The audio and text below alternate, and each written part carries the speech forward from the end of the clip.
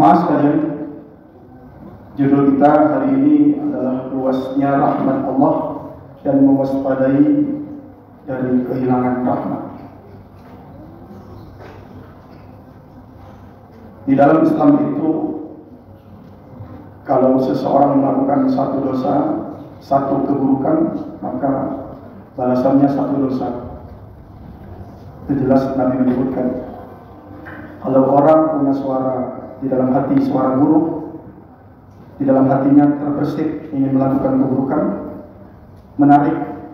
menariknya tidak dinilai dan tidak berdosa selama tidak menjadi perbuatan.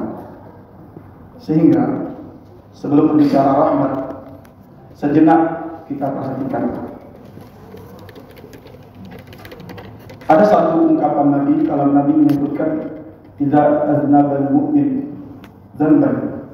Kalau seorang mukmin itu berbuat satu dosa, kanat nuqtatun sauda fi qalbi, maka satu dosa itu akan membekas di dalam hatinya dalam bentuk satu noda hitam. Satu noda hitam itu sama dengan satu dosa. Fa in taba wa naza'a, jika dia bertaubat dan mengakui dosanya lalu beristighfar, maka noda hitam di hati itu suqila minha, Allah poles, bahasa kita dihapus. Wa in zada, jika dia menambah dosa berikutnya, zadat, maka bertambahlah bintik hitam itu membekas di dalam hatinya. Hatta yuwallafa biha qalbu, sampai pada titik di mana hatinya itu penuh dengan bentuk hitam, noda hitam yang kita sebut hati yang berkarat. Di dalam Al-Quran kemudian Nabi menyebutkan itu yang dimaksud oleh Allah Ar-Ran. Ar-Ran itu ketika dosa saking banyaknya menguasai hati, berakibat pada setiap suara buruk di hati langsung diwujudkan. Ketika ada orang punya suara buruk di dalam hati, terbersit ingin melakukan keburukan, lalu dia realisasikan, maka itu tanda akibat saking banyaknya dosa, sehingga nafsunya tidak lagi ada yang namanya nafsu kebaikan. Jadi kalau ada orang yang banyak melakukan kesalahan, itu sebenarnya akumulasi dari dosa-dosa yang numpuk di hati. Nah, menarik, dosa itu datang satu hari tidak tahu jumlahnya tapi banyak. Kita puasa, kira-kira ada dosa nggak? Kira-kira nih kita berpuasa nih selama 7 hari ada dosa nggak? Ada, Bu? Kita buka HP, lalu buka grup itu di dalamnya ada pembicaraan tentang orang lain, dan pembicaraan itu tentu pembicaraan yang negatif, dosa. Buka aplikasi yang lain, TikTok, snack video, apa itu, dan macam-macam. Di dalamnya kita buka dan memancing syahwat untuk berasik-asik berlama-lama. Karena yang membuat orang itu terpancing untuk berlama-lama pasti ada sesuatu yang menarik. Yang menarik itu dua, menarik itu baik, kedua yang menarik itu buruk. Pertanyaan saya, kemungkinan kita itu rata-rata yang menarik yang kita pegang itu buruk atau baik? Jawabannya kita jujur saja. Jawabannya rata-rata yang menarik itu buruk. Jangankan kita, sekelas Nabi Yusuf saja pernah mengatakan begitu. Wa ma ubarri'u nafsi innan nafsa la'ammaratun bisu'. Suatu ketika Nabi Yusuf terkurung di dalam kamar, karena kamar itu ditutup oleh Zulaikha. Apa yang terjadi? Nabi Yusuf melihat Zulaikha. Bahasa sebenarnya Zulaikha adalah wanita yang sangat cantik, bahkan gak ada tandingannya waktu itu. Pertanyaan saya, Nabi Yusuf tergoda nggak? Normal nggak kalau Nabi Yusuf perasaannya tertarik dengan Zulaikha? Normal. Sehingga Nabi Yusuf mengatakan, wa ma ubarri'u nafsi, saya ini punya hawa nafsu. Saya ini tidak terbebas dari hawa nafsu. Karena sesungguhnya innan nafsa la'ammarah, sesungguhnya nafsu itu cenderung kepada ammarah, cenderung kepada keburukan. Ammarah bisu'. Illa ma rahimah rabbi, kecuali nafsu yang diberi rahmat oleh Allah. Jadi nafsu itu ada nafsu yang tidak diberi rahmat, ada nafsu yang diberi rahmat. Nafsu yang tidak diberi rahmat, ketika dia punya rasa di dalam hati, dia ikuti dalam bentuk perkataan dan perbuatan. Tapi nafsu yang diberi rahmat adalah suara di dalam hati, tidak sampai berwujud dalam bentuk perbuatan dan perkataan. Itu nafsu yang diberi rahmat. Maka nafsu yang diberi rahmat oleh Allah itu yang terjadi kepada Nabi Yusuf. Baik, ngomong-ngomong tentang rahmat, coba kita hitung. Rahmat di bulan Ramadan saking banyaknya, saya ajak kita berhitung. Kalau baca Quran, satu huruf berapa pahalanya, Pak? Berapa, Bu? Berapa nih? 10. Baik, dalilnya begini. Ini umum, dalil umum. Man qara'a harfan min kitabillah falahu bihi hasanah. Siapa yang membaca satu huruf dari Al-Quran, baginya satu kebaikan, dan satu kebaikan itu dilipat menjadi 10 kebaikan. Itu satu dalil dulu. Berarti satu huruf, kata Nabi, sama dengan 10 kebaikan. Nabi menyebutkan la aqulu alif lam mim harfun. Saya tidak mengatakan alif lam mim itu satu huruf, tapi alif satu huruf, lam satu huruf, mim satu huruf. Berarti ketika baca alif 10, lam 10, mim 10. Baik. Itu di luar bulan Ramadan. Di luar bulan Ramadan. Sekarang kita ingin tahu rahmat Allah. Jumlah ayat Quran ada berapa? 6.236. Kalau ada yang kemudian hafalan kita 6.666 ayat, itu memang hafalan supaya mudah dihafal. Itu memang cara lama supaya bisa hafal cepat. Kalau begitu nggak akan ketemu 6.666 ayat. Pergeserannya hanya tipis. Mayoritas berpendapat 6.236 ayat. Berapa jumlah hurufnya? Jumlah huruf Al-Quran itu 321.180 huruf. Sekarang kali 10. Kali 10 sama dengan berapa? 3.211.800 pahala. Tamat khatam 30 juz, dapatlah pahala berjumlah 3,2 juta atau 3.211.800 pahala. Itu di luar bulan Ramadan. Di dalam bulan Ramadan ada kalam Nabi, ada ucapan Nabi yang mengatakan kullu amali ibni Adam yudha'af. Setiap amal anak cucu Adam dilipat gandakan. Dari 10 ila 700 dha'fin hingga 700. Pertanyaan saya, 3.211.800 kali 700 berapa, Bu? 2,1 M. Berapa? Pokoknya banyak. Pokoknya banyak.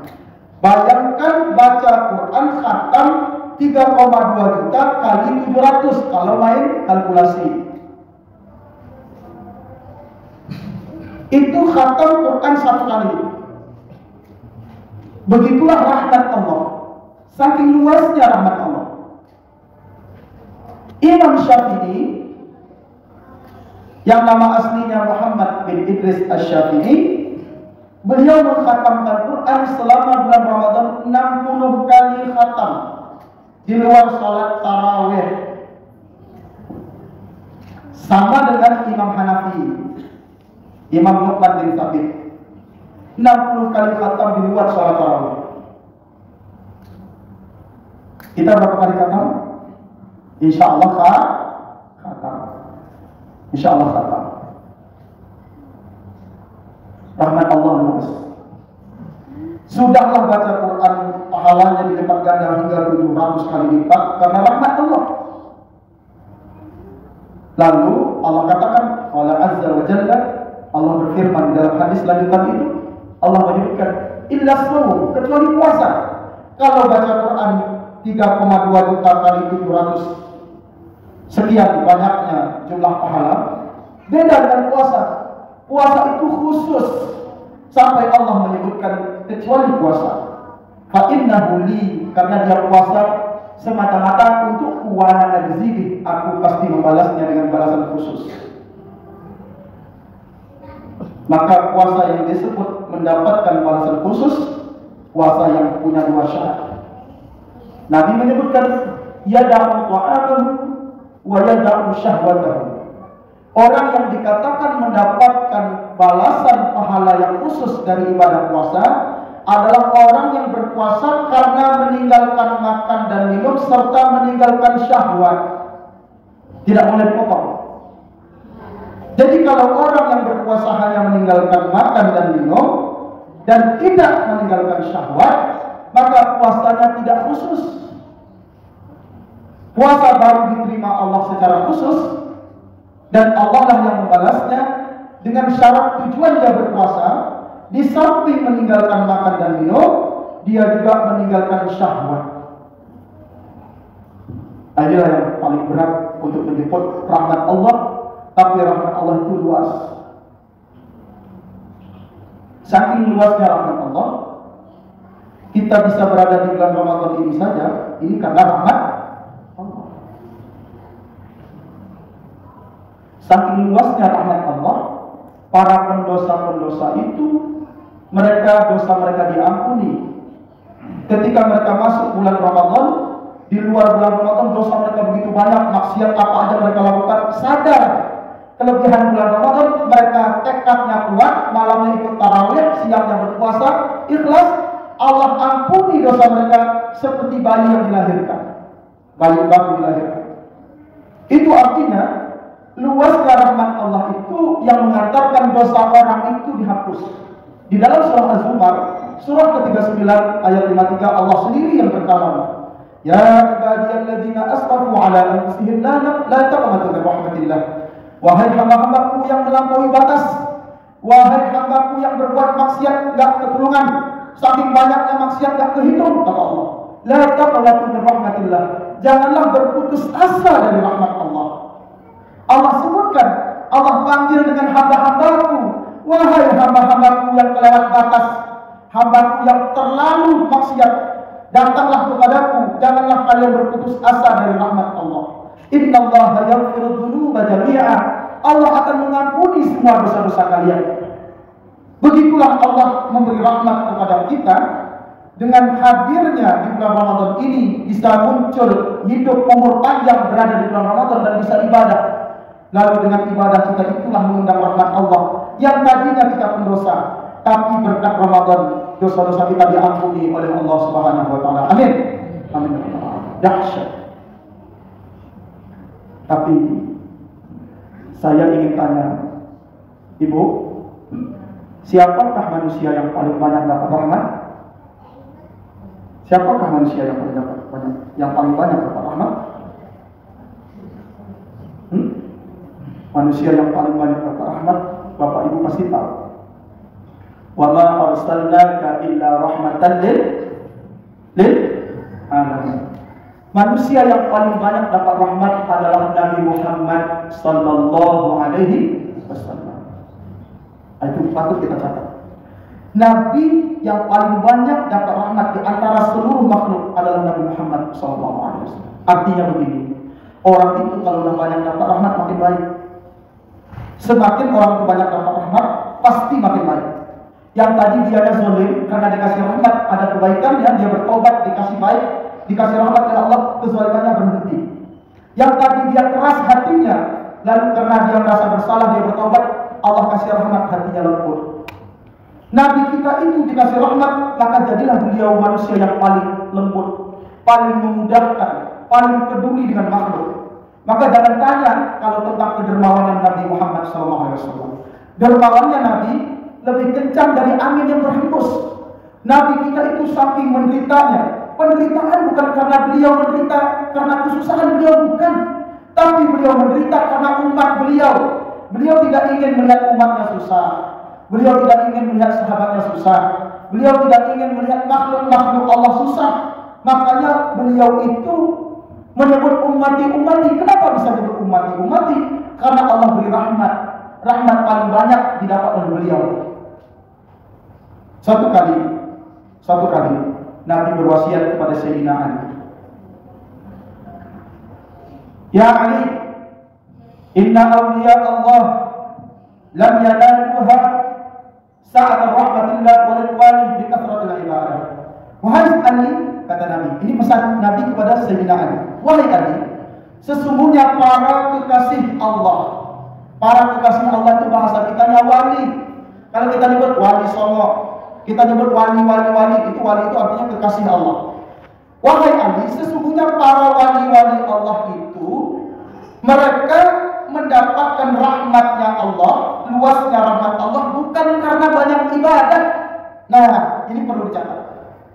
Saya ulangi, wahai Ali, sesungguhnya orang-orang yang menjadi wali Allah itu mendapatkan luasnya rahmat Allah bukan karena banyak ibadah. Walakin naluha, tapi mereka jadi wali Allah, jadi kekasih Allah bisa khawatir nafsi, karena hatinya dermawan wa istihanah di dunia, dan memandang rendah dunia.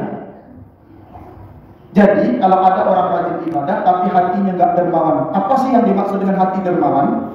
Hati dermawan itu adalah hati yang punya empati yang sangat tinggi, hati yang merasa iba, mudah sekali merasa iba.